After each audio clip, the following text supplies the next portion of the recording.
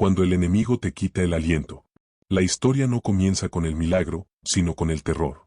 Jerusalén, la ciudad de David, se encontraba en una situación que cualquier estratega militar habría calificado de suicida. Afuera de sus muros no estaba cualquier ejército, estaba la maquinaria de guerra más despiadada que el mundo antiguo había conocido, los asirios. Bajo el mando de Sennacherib, este imperio no solo conquistaba naciones, las borraba del mapa. Eran expertos en el arte del asedio, la tortura y la guerra psicológica. Mientras los ciudadanos de Jerusalén miraban desde los muros, no veían soldados, veían una marea de hierro y lanzas que cubría el horizonte. Eran 185.000 hombres entrenados para matar, rodeando a un pueblo que solo tenía su fe y unos muros de piedra. Este es el primer escenario de nuestra propia crisis, el momento en que el problema es tan grande que no puedes ver el final. El asedio asirio no fue solo físico, fue una guerra contra la mente del pueblo de Dios. Sennacherib envió a su mensajero, el Rabsaces, no para pelear, sino para hablar. Se paró frente a los muros y gritó en la lengua del pueblo para que todos escucharan. ¿En quién confían? ¿Acaso creen que su Dios los librará? El miedo tiene una voz muy fuerte. La crisis siempre intenta quitarte el aliento antes de dar el primer golpe. El Rabsaces no insultaba la fuerza de Ezequías, insultaba su esperanza. Les decía que ninguna nación había podido resistir al rey de Asiria y que Jerusalén sería la siguiente. Para sobrevivir a una crisis de esta magnitud, lo primero que debemos entender es que el enemigo siempre atacará tu confianza antes que tus defensas. Si logran que dejes de creer, ya han ganado la batalla sin disparar una sola flecha. Ezequías, el rey, escuchaba los informes y sentía el peso de 185.000 destinos sobre sus hombros. La ciudad estaba en silencio, un silencio cargado de una pregunta que todos nos hemos hecho alguna vez: ¿dónde está Dios cuando el mal está a la puerta? La narrativa de este audiolibro nos llevará a entender que, cuando el hombre llega a su límite absoluto, es cuando el reino de los cielos comienza a desplegar sus recursos más asombrosos. El asedio era real, el peligro era inminente, pero el enemigo había cometido un error fatal: confundir la paciencia de Dios con su ausencia.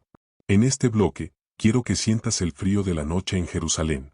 La falta de suministros, el murmullo de las familias asustadas y la sombra del imperio más grande del mundo proyectada sobre el templo. Estamos en el punto cero de la esperanza humana. No hay aliados, no hay escapatoria y el tiempo se agota. Pero es precisamente en este vacío donde se prepara el milagro que no puedes ignorar. No es una guerra de espada contra espada, es una guerra de soberbia contra santidad. Y mientras el Rabsaces se burlaba, el cielo ya estaba movilizando a un solo guerrero que no necesitaba armadura humana. La historia de 185.000 contra uno está a punto de comenzar, pero antes, debemos entrar al lugar donde se ganan todas las batallas, el lugar de la oración desesperada. La carta sobre el altar. Cuando el rey Ezequías recibió la carta amenazante de Sennacherib, una carta llena de blasfemias y promesas de destrucción, no convocó a un consejo de guerra. No buscó mercenarios en Egipto ni intentó negociar una rendición digna. Ezequías hizo algo que desafía la lógica de la supervivencia política. Tomó la carta, subió al templo y la extendió delante de Jehová. Este acto es una de las lecciones más poderosas de este audiolibro. Ezequías no le contó a Dios lo que ya sabía, le presentó la evidencia de la afrenta. Mira, Señor, lo que este hombre ha escrito contra ti. Extender nuestra carta de crisis ante Dios es el primer paso para invocar el poder sobrenatural. A menudo, pasamos noches enteras leyendo y releyendo las amenazas de nuestra situación, el estado de cuenta en rojo, el diagnóstico médico negativo, la demanda legal o la ruptura familiar. Nos convertimos en expertos en nuestras tragedias. Ezequías decidió que Dios sería el destinatario de su angustia. Al extender la carta en el altar, estaba trasladando la responsabilidad de la defensa de sus manos a las manos del Todopoderoso. Estaba diciendo: esta batalla ya no es contra mi ciudad, es contra tu nombre. La oración de Ezequías en este bloque no fue una petición tímida, fue un reconocimiento de la soberanía divina.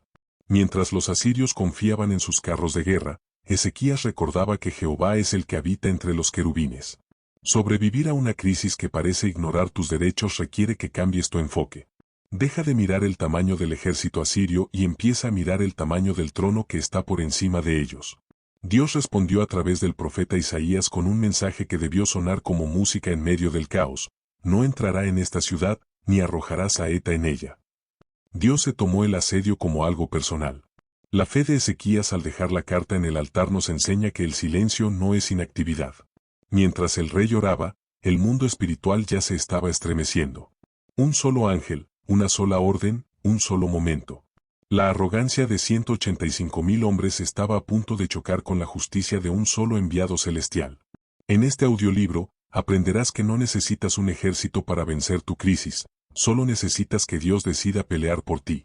La paz de Jerusalén esa noche no venía de sus muros reforzados, sino de la convicción de un rey que supo dónde poner su carga. El escenario está listo para la intervención más limpia y contundente de la historia bíblica.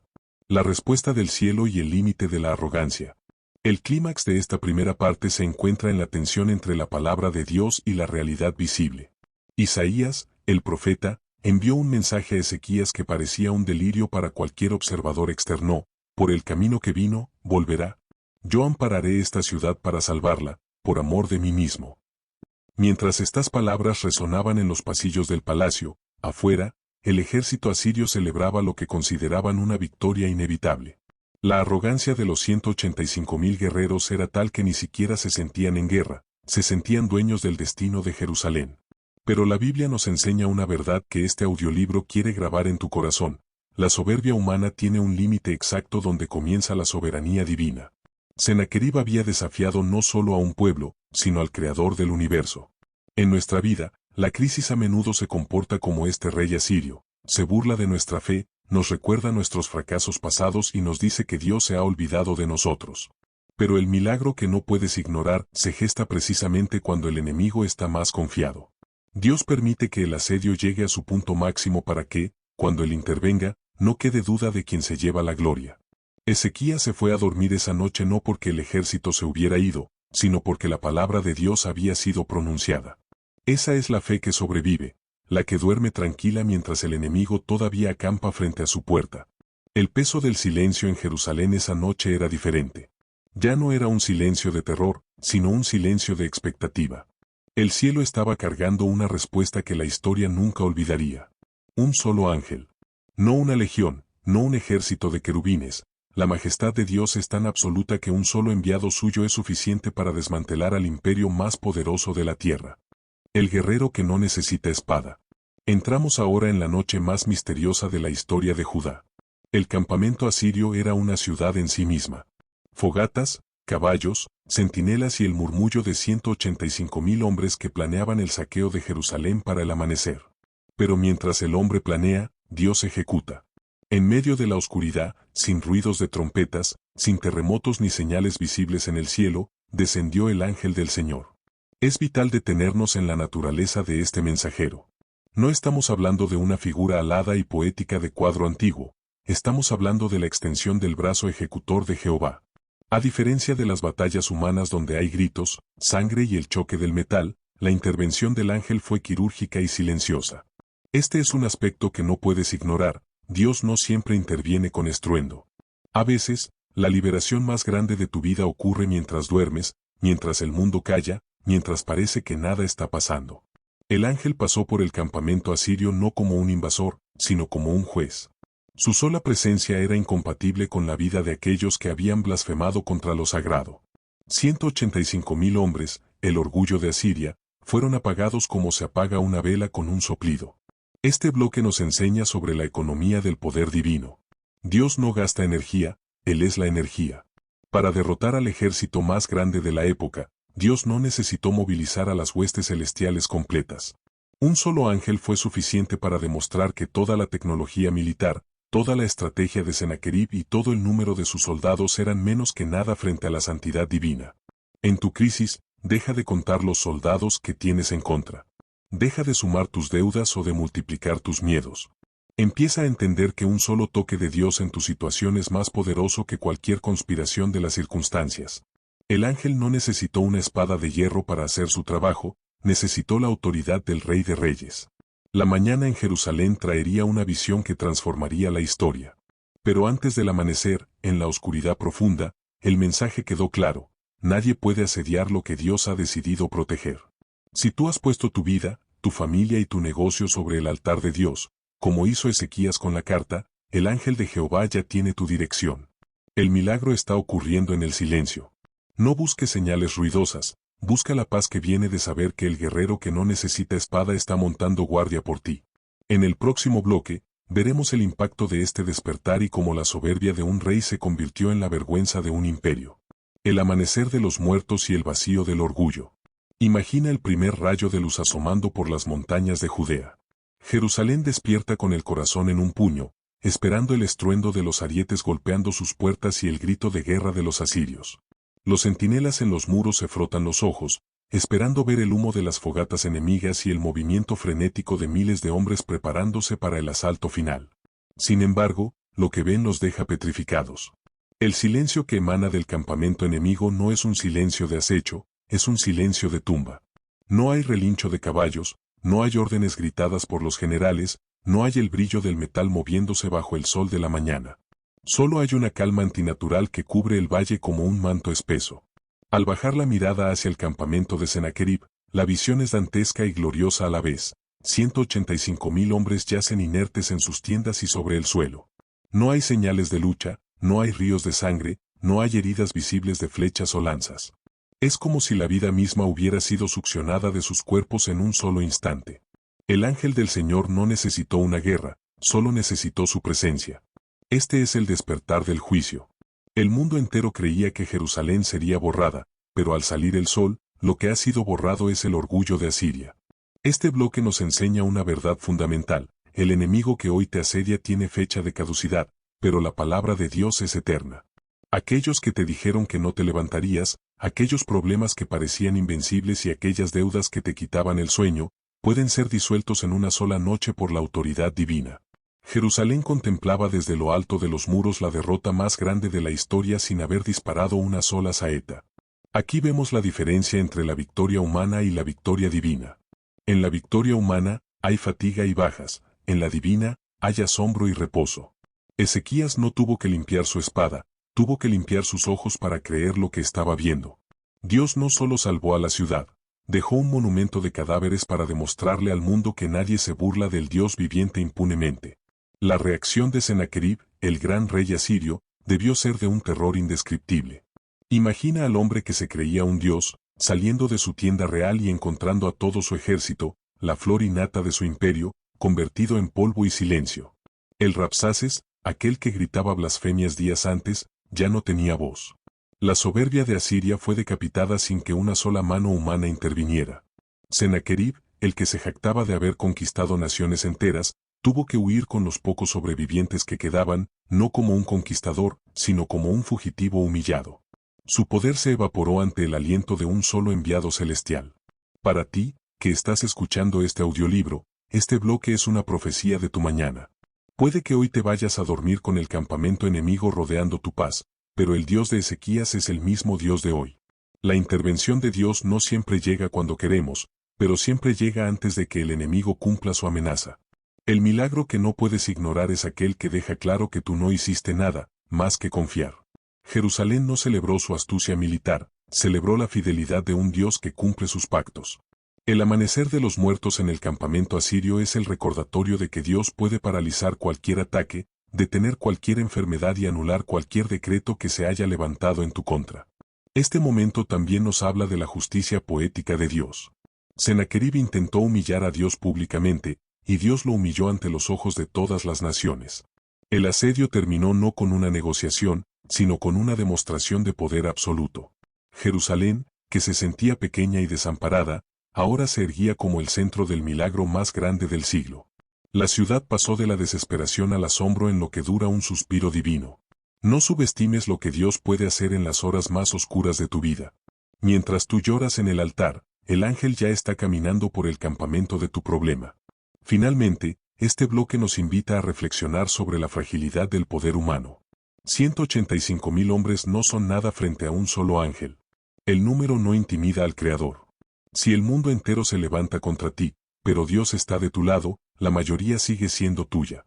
La historia de Ezequías nos enseña a no contar lanzas, sino a contar promesas. El amanecer llegó, y con él, la libertad. Pero la historia no termina aquí. La caída de Sennacherib continuaría hasta su propia casa, demostrando que cuando Dios decide juzgar el orgullo, llega hasta la raíz. El milagro es real, es contundente y es para aquellos que, como Ezequías, deciden que su única muralla es la presencia de Dios. El regreso de la vergüenza y el juicio en la casa de Nisroc. Sennacherib, el hombre que se hacía llamar rey de las 4 esquinas de la tierra, emprendió el regreso a Nínive bajo el peso de un fracaso que ninguna crónica oficial asiria podría ocultar jamás. No volvía con botines de oro, ni con miles de cautivos encadenados, ni con las puertas de Jerusalén como trofeo. Volvía solo, escoltado por el silencio de un ejército que ya no existía y por el eco de sus propias blasfemias que ahora se volvían contra él. Este es el aspecto más sombrío y a la vez instructivo de este audiolibro. La crisis que no se rinde ante Dios, termina consumiendo al que la provocó. El asedio que Sennacherib planeó para Ezequías terminó convirtiéndose en el asedio de su propio linaje y su propia paz. El regreso a Nínive no fue un retorno triunfal. Imagine la mirada de los ciudadanos asirios al ver a su invencible monarca entrar por las puertas de la capital sin sus 185.000 guerreros. El imperio asirio se basaba en el terror y la percepción de fuerza inquebrantable. Cuando esa percepción se rompió frente a los muros de Jerusalén, el poder de Sennacherib comenzó a desmoronarse desde adentro. La Biblia registra un detalle final que cierra este ciclo de justicia con una precisión aterradora. Mientras Sennacherib adoraba en el templo de su dios Nisroc, sus propios hijos lo pasaron a espada. El hombre que se burló del Dios vivo en Jerusalén, encontró la muerte a manos de su propia sangre en la casa de un ídolo mudo que no pudo protegerlo. Este final nos enseña que el milagro que Dios hizo en Jerusalén no terminó con la muerte de los soldados, terminó con la erradicación de la raíz del orgullo. Cuando Dios decide defenderte, Él no solo detiene el ataque presente, sino que desmantela la fuente del asedio. Sennacherib pensó que el templo de Nisroc era su refugio, pero descubrió demasiado tarde que no hay refugio para quien se levanta contra el Altísimo.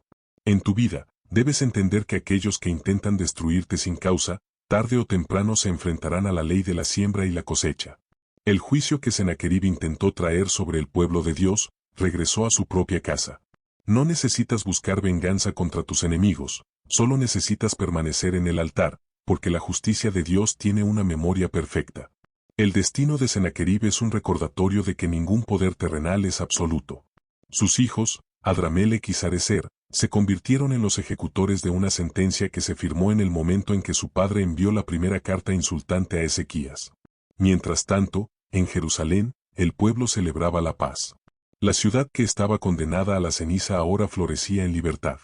Este contraste es el corazón de nuestro audiolibro. Mientras el soberbio muere en su propio templo, el humilde prospera en el templo del Dios verdadero. Un solo ángel no solo limpió el campo de batalla, sino que cambió el curso de la historia de las naciones. Asiria nunca volvió a ser la misma amenaza para Judá.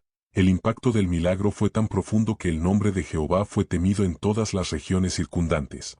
Reflexiona sobre esto en el contexto de tu propia batalla. A veces tememos que el Sennacherib de nuestra situación, ya sea una persona, una institución o un sistema, sea demasiado poderoso para ser tocado. Pensamos que su influencia es eterna y sus recursos inagotables. Pero la caída de Nínive comenzó en una sola noche en Jerusalén.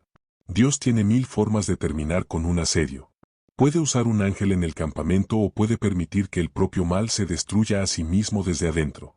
Tu trabajo no es planear la caída de tu enemigo, sino confiar en que Dios es el juez justo que no dejará sin castigo la afrenta contra sus hijos.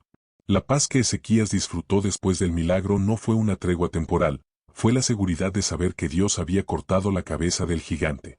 La historia de 185.000 contra 1 nos deja una lección final de soberanía. Dios protege lo que es suyo. Jerusalén no era perfecta, Ezequías no era perfecto, pero ellos eran el pueblo del pacto.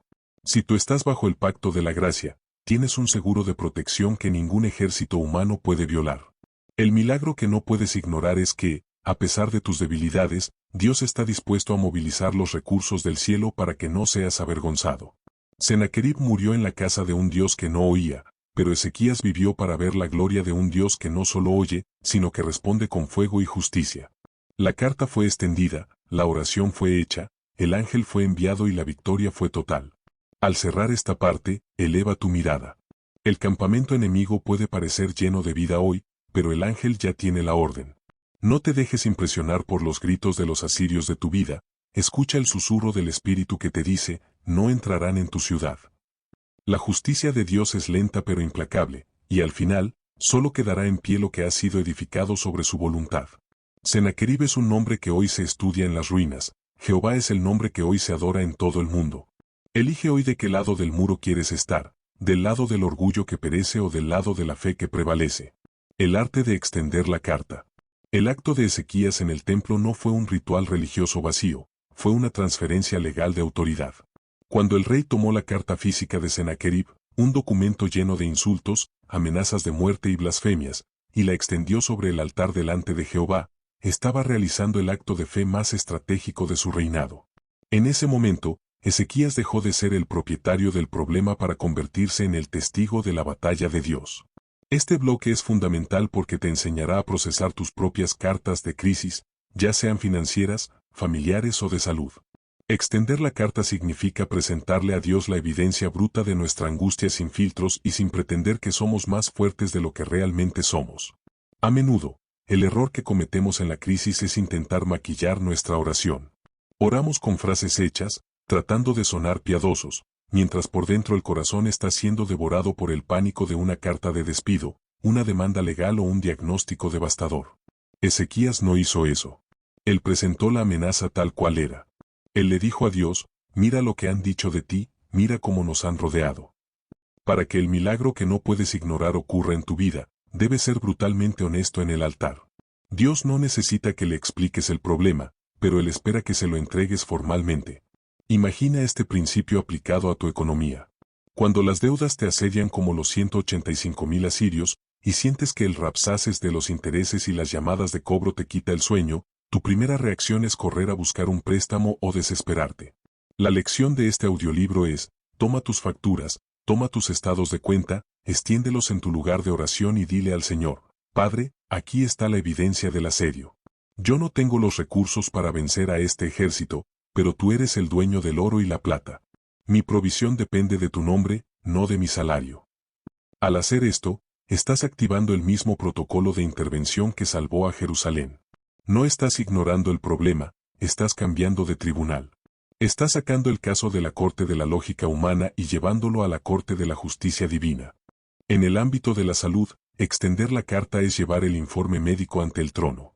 Sennacherib enviaba cartas diciendo, ¿quién de todos los dioses ha podido librar su mano de la mía? La enfermedad a menudo habla igual, ¿quién se ha sanado de esto?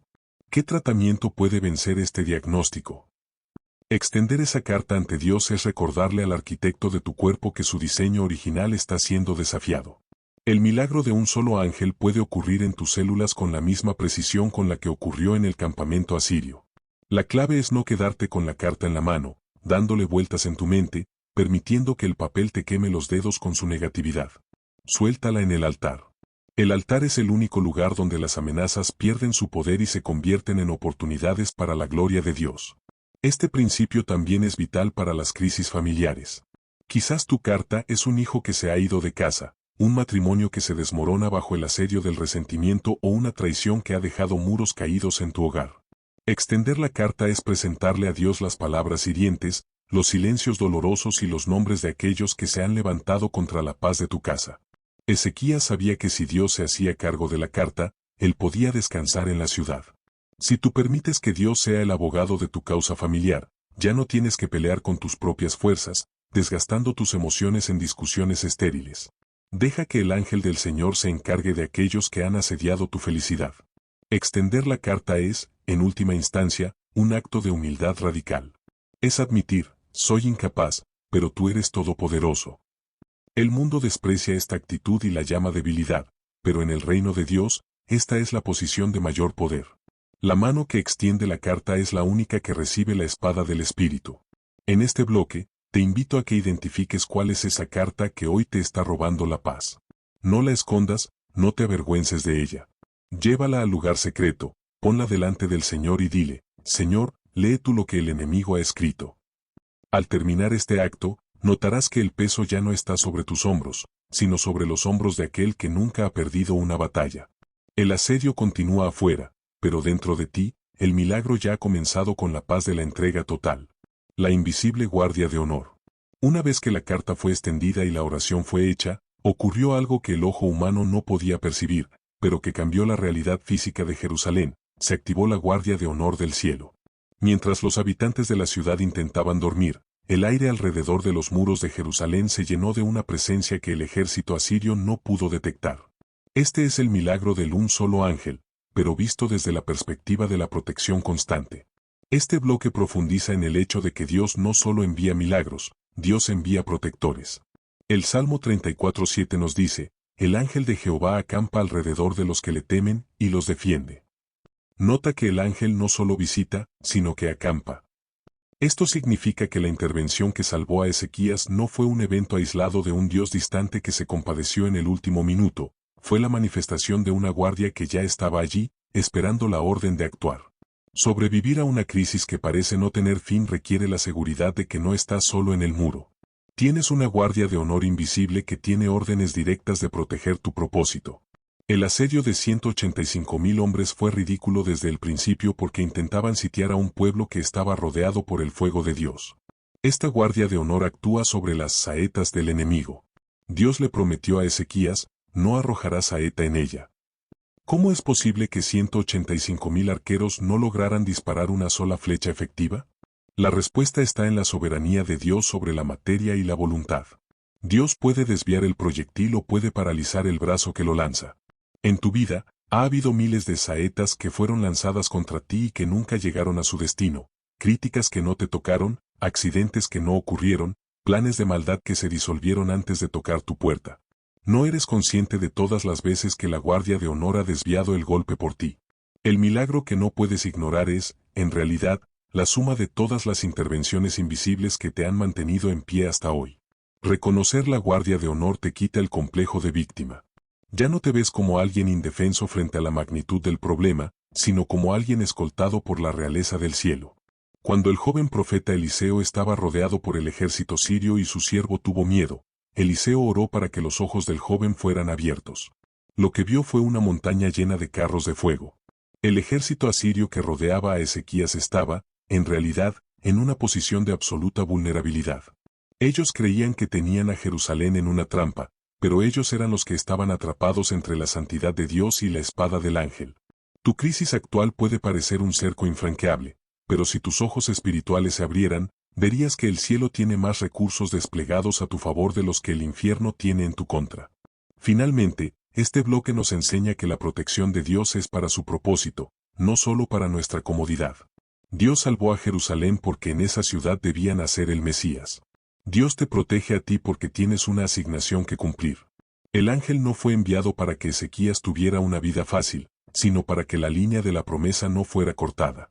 Cuando comprendes que tu vida está ligada a un propósito divino, pierdes el miedo al asedio. El enemigo puede rodearte, puede gritarte y puede amenazarte, pero no tiene permiso de tocar la semilla del propósito que Dios puso en ti. La guardia de honor no descansa, no se intimida por los números y no se retira hasta que la victoria es total. Duerme tranquilo hoy, tu muro tiene un guardián que no parpadea. El eco de la liberación en las naciones. Cuando el sol terminó de iluminar aquel campamento lleno de silencio y el último de los asirios que sobrevivió huyó hacia el norte, algo cambió para siempre en la atmósfera de la región. El milagro de Jerusalén no se quedó encerrado entre sus muros de piedra. El rumor de que 185,000 guerreros, la élite del imperio más temido del mundo, habían caído en una sola noche ante el Dios de un pequeño reino, corrió como fuego en la pólvora por todo el Oriente Próximo. Este bloque es crucial porque te enseña que tu victoria personal tiene un propósito público.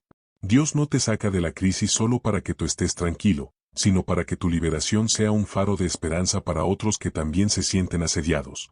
A partir de ese día, la reputación de Judá y de su rey, Ezequías, cambió radicalmente.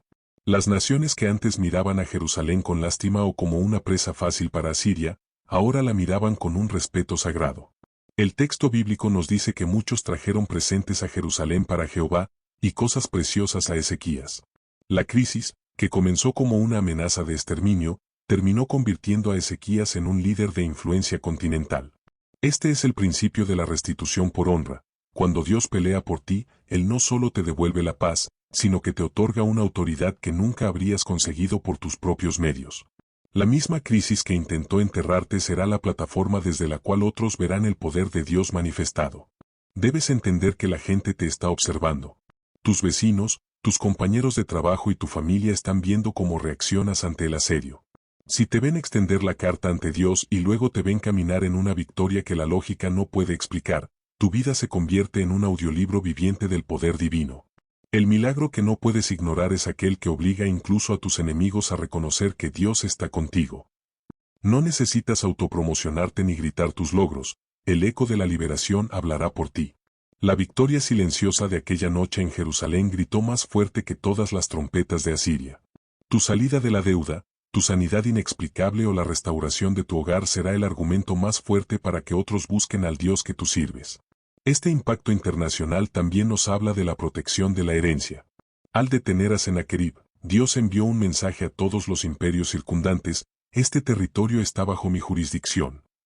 En tu vida, después de que sobrevivas a esta gran tormenta, notarás que otros problemas que antes te acechaban se mantienen a distancia. La victoria que Dios te da hoy sirve como un escudo de largo alcance para tu futuro. El milagro establece un precedente. Así como el ángel marcó una línea en la arena frente a Jerusalén, tu fe hoy está marcando una línea que el mal no podrá cruzar mañana. El impacto de lo que está sucediendo en tu vida ahora trascenderá tu tiempo y llegará a tus hijos, quienes crecerán sabiendo que sirven al Dios que detuvo a 185,000 con un solo ángel. La transformación del sobreviviente. Sobrevivir a un asedio de 185,000 hombres cambia la estructura misma del alma. Ezequías y el pueblo de Jerusalén que salieron a recoger el botín del campamento asirio no eran las mismas personas que lloraban de miedo días atrás. Hubo una metamorfosis interna. Este bloque explora la psicología de la victoria divina. Cuando has visto a Dios hacer lo imposible, tu capacidad de asombro se expande y tu umbral de miedo se eleva. Ya no te asustan las sombras porque conoces al dueño de la luz. La crisis te obligó a estirarte, a profundizar en tu oración y a depender de Dios de una manera que la comodidad nunca te habría permitido. La transformación del sobreviviente incluye el despojo de la mentalidad de esclavo. Durante el asedio, el pueblo se sentía prisionero en su propia ciudad, contando los granos de trigo y temiendo el amanecer. Pero al salir y ver el campamento desierto, descubrieron que el enemigo les había dejado un botín inmenso: armas, ropa, oro, provisiones y ganado. Lo que el enemigo trajo para destruirlos, Dios lo usó para enriquecerlos. En tu propia vida, las lecciones que aprendes en la crisis, las habilidades que desarrollas bajo presión y la fortaleza de carácter que forjas en el dolor, son el botín que te llevarás a la siguiente etapa. No saldrás de esta prueba con las manos vacías, saldrás con una riqueza espiritual que nadie te podrá quitar. Sin embargo, esta transformación requiere una vigilancia constante, el peligro del éxito después del milagro. La historia de Ezequías nos muestra que, después de la gran victoria sobre el ángel, el rey tuvo que enfrentar otra batalla, la de su propio orgullo. La victoria de Dios es un regalo, no un trofeo para nuestra vanidad. El sobreviviente transformado es aquel que permanece humilde, reconociendo que sigue necesitando el altar tanto en el día de la abundancia como en el día del asedio. El milagro que no puedes ignorar debe recordarte siempre de dónde te sacó Dios. La gratitud es el único combustible que mantiene la protección del arco iris sobre tu nueva tierra. Finalmente, ser un sobreviviente transformado significa tener una nueva autoridad para consolar y guiar a otros. Ezequías pudo decirle a las generaciones siguientes: yo estuve allí, yo vi el silencio de la mañana, yo extendí la carta. Tu testimonio tendrá un peso que las palabras teóricas nunca alcanzarán. El mundo está lleno de personas que están viviendo su propio asedio en este momento y que necesitan escuchar a alguien que hable con la autoridad de quien ha visto al ángel actuar. Tu transformación es el mensaje. No eres solo alguien que pasó por un problema, eres alguien que fue rescatado por la gloria, y esa luz debe brillar ahora para iluminar el camino de los que todavía están en la oscuridad de su propia noche asiria. Si estás sintiendo como este mensaje de poder sobrenatural fortalece tu espíritu, es momento de que formes parte activa de lo que Dios está haciendo aquí. Suscríbete a este canal ahora mismo. Al unirte, aseguras que cada semana lleguen a tus oídos estas verdades que desarman el miedo y levantan la fe.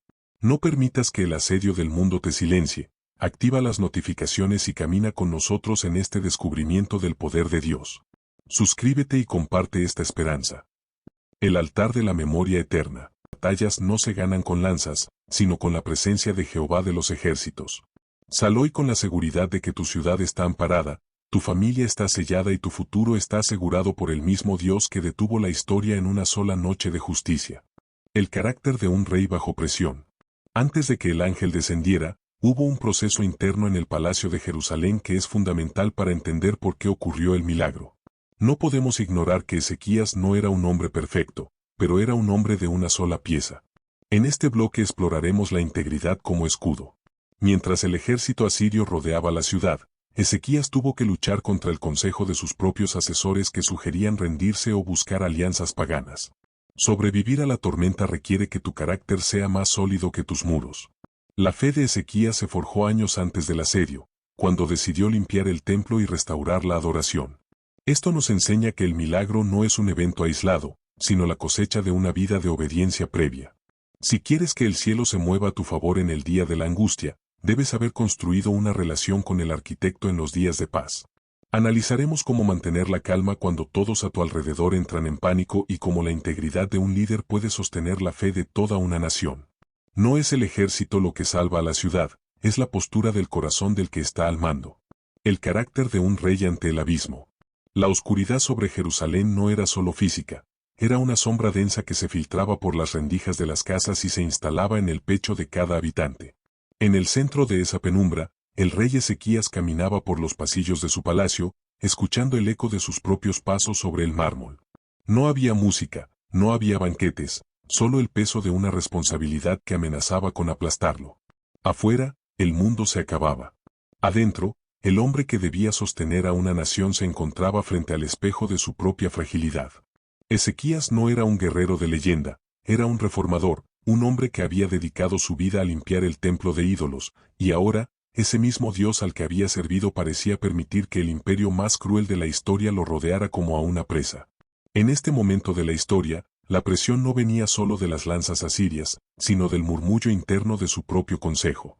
Sus generales le hablaban de tácticas desesperadas, de enviar mensajeros a Egipto para rogar por caballos y carros, de intentar una rendición que al menos salvara a los niños de la masacre. El carácter de Ezequías fue probado en ese horno de opiniones humanas. La verdadera soledad del líder es aquella en la que todos ofrecen una salida lógica, pero el espíritu reclama una salida divina. El rey recordaba las reformas que había hecho, el sudor vertido para devolverle la santidad al pueblo, y se preguntaba si todo aquello terminaría bajo el fuego de Sennacherib. Sin embargo, su carácter no se quebró. No buscó culpables ni se hundió en la autocompasión, se mantuvo firme en una integridad que se había forjado en los días de paz. Esta firmeza fue lo que mantuvo a la ciudad en pie antes de que cayera la primera flecha. Ezequías entendía que su postura frente a la crisis determinaría la postura de su pueblo. Si el rey temblaba, los muros se derrumbaban antes de ser golpeados. Caminó hacia la ventana y miró los miles de fuegos que ardían en el campamento de Sennacherib, una constelación de maldad que parpadeaba con arrogancia. Pero en lugar de contar los fuegos, empezó a recordar las historias de sus antepasados, de cómo el mar se abrió y cómo los gigantes cayeron. El carácter de un hombre de Dios en tiempos de asedio se define por su capacidad de recordar quién es Dios cuando todo lo demás parece sugerir que se ha olvidado de nosotros. El rey se despojó de sus vestiduras reales y se cubrió de cilicio, no por falta de poder, sino por abundancia de humildad. Sabía que su corona no valía nada frente a la carta de Sennacherib, pero su fe era el tesoro que el ángel vendría a proteger. La ciudad del silencio sagrado. Mientras las amenazas del Rabsacés seguían retumbando desde el valle, una orden extraña y poderosa recorrió cada rincón de Jerusalén, desde los puestos de guardia hasta las cocinas más humildes: no le respondáis. El silencio se apoderó de la ciudad como una neblina mística.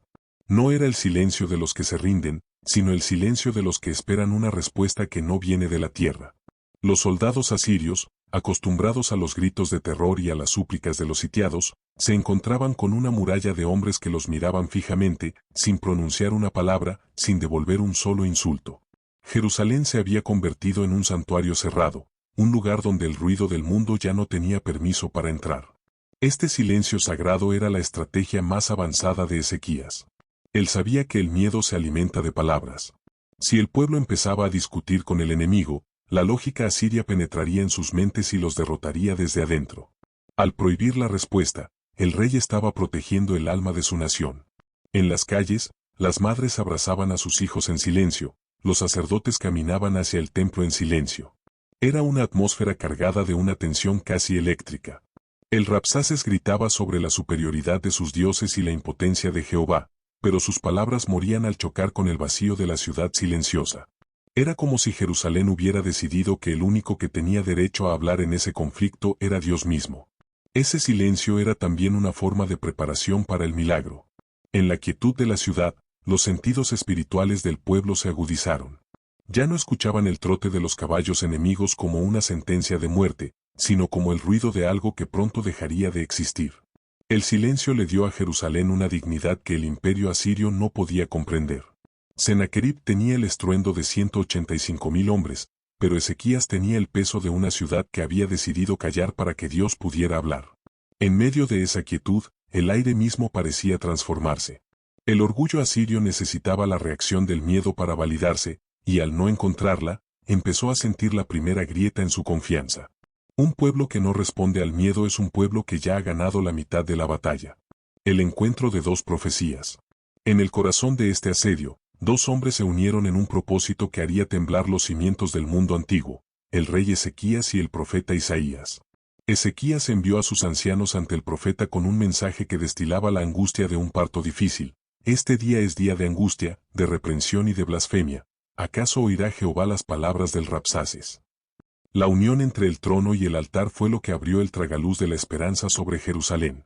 Isaías, el hombre que había visto la gloria de Dios en el templo, no se inmutó ante el reporte del asedio.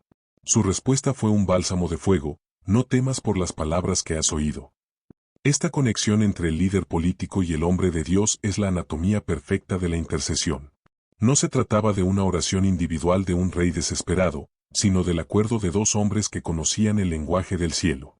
Isaías representaba la voz de Dios que ya había juzgado a Asiria, mientras que Ezequías representaba la fe que se aferra a esa voz en medio de la tormenta. Juntos, crearon una atmósfera donde el milagro era inevitable.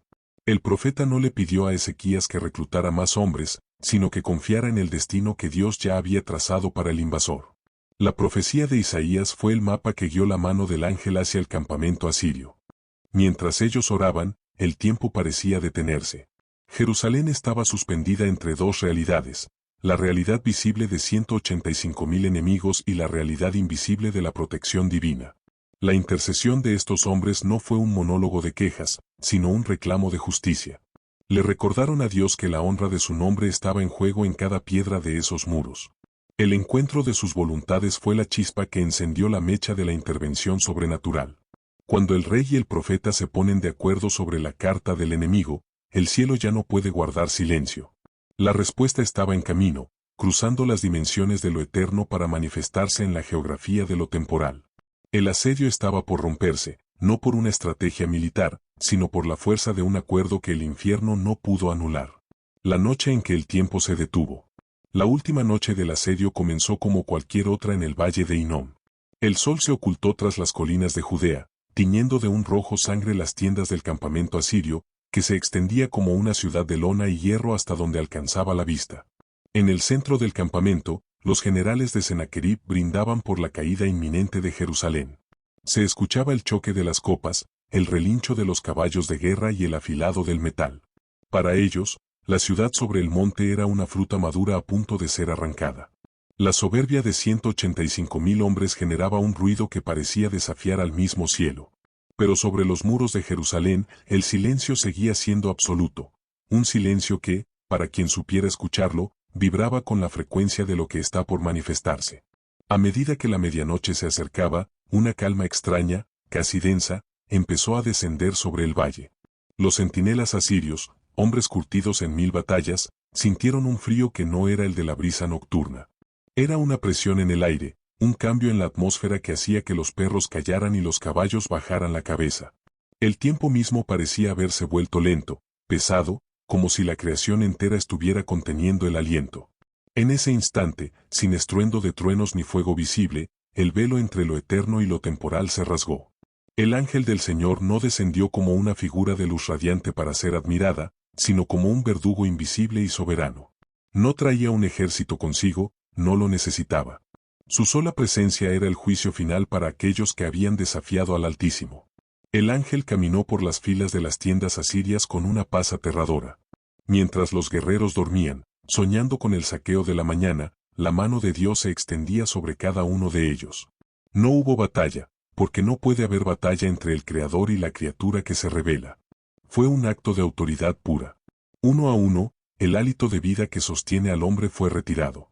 En las tiendas de los capitanes, en los establos de los jinetes, en las fogatas de los guardias, la vida se desvaneció como una sombra que huye ante la luz. 185.000 corazones, que latían con el deseo de destruir la ciudad de David, dejaron de latir en la sincronía perfecta de un decreto divino. El campamento asirio, que era un hormiguero de fuerza y violencia, se convirtió en el cementerio más grande que el mundo había visto en una sola noche. La desolación del conquistador.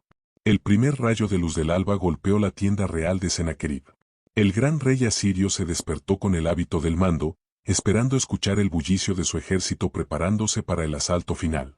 Pero lo que encontró fue un vacío que le heló la sangre. Salió de su tienda, con la mano en el pomo de su espada, llamando a sus generales, a sus guardias personales, a sus sirvientes. No hubo respuesta. Caminó por la calle principal del campamento y vio a sus soldados tendidos, algunos todavía con la mano sobre sus lanzas, otros envueltos en sus mantas, con los ojos cerrados como si estuvieran en un sueño profundo del que nunca despertarían.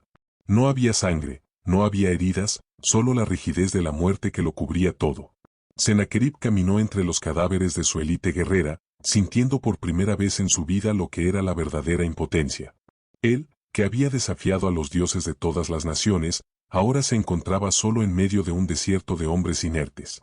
La humillación fue más dolorosa que cualquier herida física. Al levantar la vista hacia los muros de Jerusalén, vio a los centinelas hebreos observando en silencio, testigos del milagro que él no podía comprender. El Dios al que había insultado a través del Rapsaces no había enviado un ejército para pelear con él, simplemente había enviado a un solo servidor para borrar su poder de la faz de la tierra. El gran rey se sintió pequeño, una mota de polvo frente a la majestad de Jehová. El pánico se apoderó de los pocos sobrevivientes que, por alguna razón de la misericordia o el juicio de Dios, seguían con vida para contar la historia. No hubo necesidad de que Ezequías abriera las puertas de la ciudad para perseguirlos. El terror de Dios fue suficiente para que huyeran hacia el norte, dejando atrás sus riquezas, sus armas y su orgullo. Sennacherib, el hombre que planeaba entrar a Jerusalén sobre un trono de oro, huyó como un animal herido, mirando hacia atrás con el miedo grabado en las arrugas de su rostro. El asedio había terminado. La maquinaria de guerra más perfecta del mundo antiguo había sido desmantelada por el roce de un ala celestial. El valle de Hinnom, antes lleno de la amenaza asiria, era ahora el altar del juicio de Dios. El despertar de la libertad. Dentro de los muros de Jerusalén, el pueblo empezó a comprender la magnitud de lo ocurrido. Las puertas de la ciudad, que habían estado cerradas a cal y canto por el miedo, se abrieron lentamente. Los hombres y mujeres de Judá salieron, no con gritos de guerra, sino con un asombro reverente que les impedía hablar. Caminaron entre las tiendas del enemigo, viendo con sus propios ojos cómo las promesas de Isaías se habían cumplido al pie de la letra. Dios había amparado la ciudad. Cada paso que daban sobre el suelo que antes era territorio enemigo era una confirmación de que su fe no había sido en vano. El botín que encontraron era incalculable, pero el tesoro más grande era la certeza de que no estaban huérfanos. La atmósfera en Jerusalén cambió de la agonía al éxtasis, pero un éxtasis sobrio. No era la alegría vulgar de quien gana una apuesta, sino la gratitud profunda de quien ha sido rescatado de las garras de la muerte por un milagro que supera toda razón. Ezequías bajó del palacio y, en lugar de reclamar la victoria para su estrategia, se dirigió directamente al templo. La carta que antes había extendido con lágrimas, ahora era un testimonio de la fidelidad de Dios. El silencio de la ciudad fue reemplazado por cánticos de alabanza que se elevaban hacia el cielo de Judea. La nación que estaba a punto de desaparecer ahora era el epicentro de una noticia que cambiaría la política del mundo antiguo. Jehová es el Dios que pelea por su pueblo. Este bloque concluye con la imagen de la paz restaurada. Los campos que habían sido pisoteados por los caballos asirios empezarían a dar fruto de nuevo. Las familias que temían ser llevadas al cautiverio ahora planeaban su futuro en libertad. Pero más allá de la seguridad física, lo que quedó en Jerusalén fue una marca espiritual indeleble.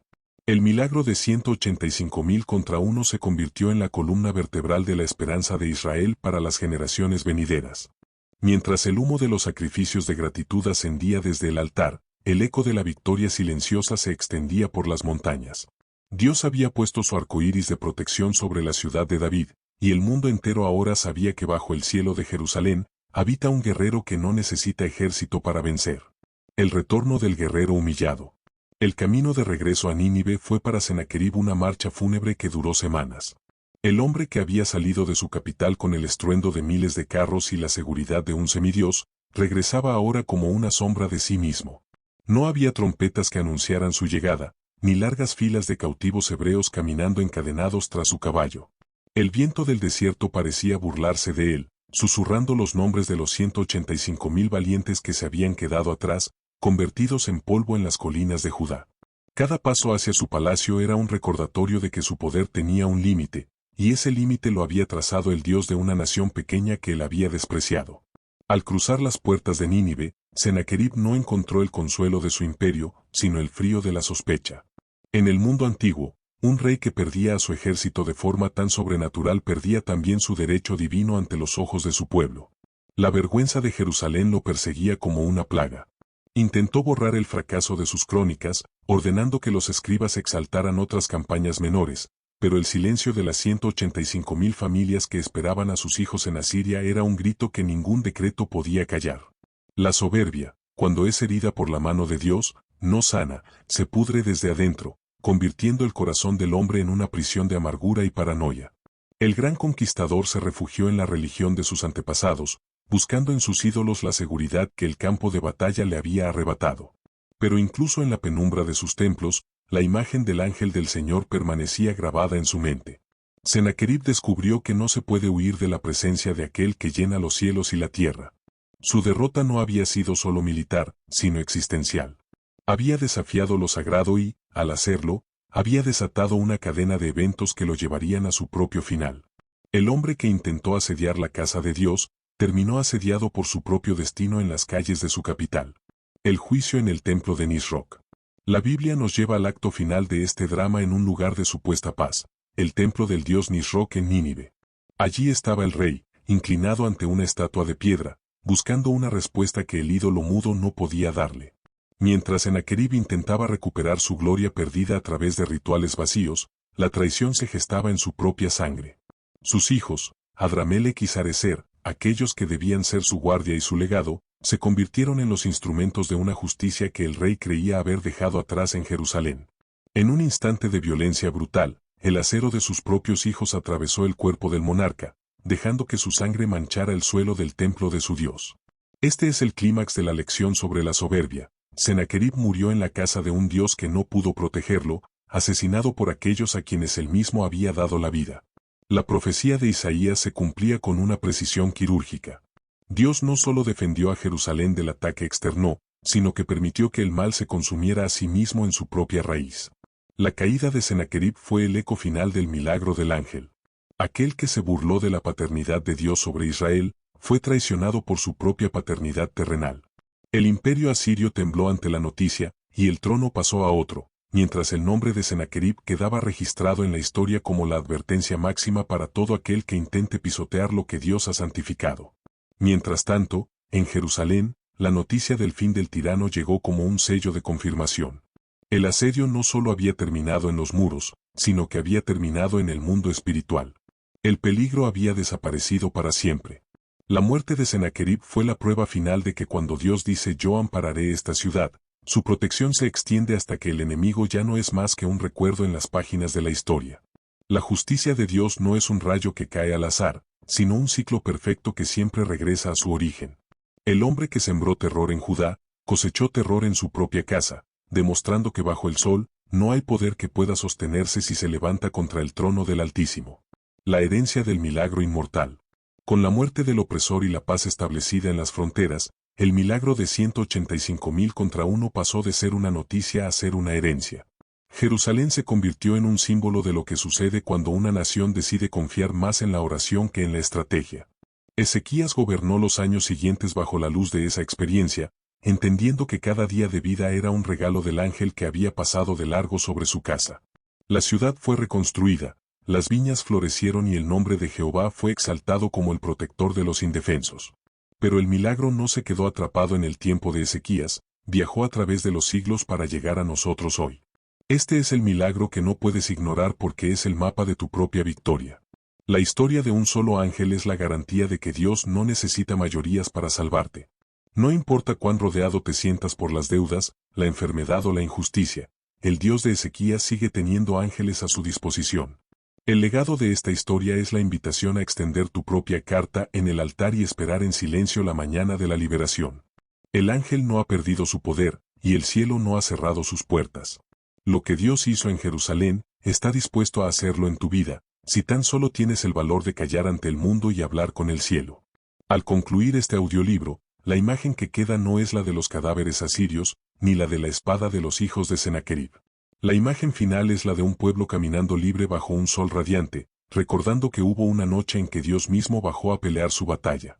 Que esta verdad sea tu escudo. Que cuando el miedo intente asediar tu mente, recuerdes el silencio del campamento asirio y la fidelidad del Dios que nunca llega tarde. El milagro de 185,000 contra 1 es tu herencia, tu fuerza y tu esperanza. Camina hoy en la libertad de los que saben que tienen una guardia de honor invisible, porque para el Dios que tú sirves, un solo enviado es suficiente para cambiar tu historia para siempre. Has sido testigo del poder absoluto de Dios frente a la soberbia del hombre. La historia de un solo ángel contra 185,000 ha terminado, pero tu historia de victoria apenas comienza. Has aprendido que el asedio no es el final, sino el escenario donde Dios despliega su gloria más asombrosa. Ahora, antes de salir de este refugio de fe, te pido que realices estos 3 actos finales de compromiso. Suscríbete a este canal, para que nunca te falte la palabra que desarma al enemigo y fortalece tu espíritu. Sé parte de este ejército de fe que no se rinde ante el miedo. Comparte este audiolibro. Hay miles de personas viviendo hoy bajo un asedio emocional o financiero. Sé tú el ángel que les lleva la noticia de que Dios ya tiene un plan para su liberación. Sella tu fe en los comentarios. Escribe con convicción: mi batalla es de Dios y mi victoria es segura. Deja que tu declaración sea el eco de la libertad que hoy ha nacido en tu corazón. Gracias por acompañarnos en este viaje épico por las verdades eternas. Recuerda siempre, no cuentes tus problemas, cuenta tus promesas. El ángel del Señor ya está en camino. Que la paz y el poder del Dios de Ezequías te acompañen en cada paso de tu camino. Reflexiones y parábolas que sanan el alma.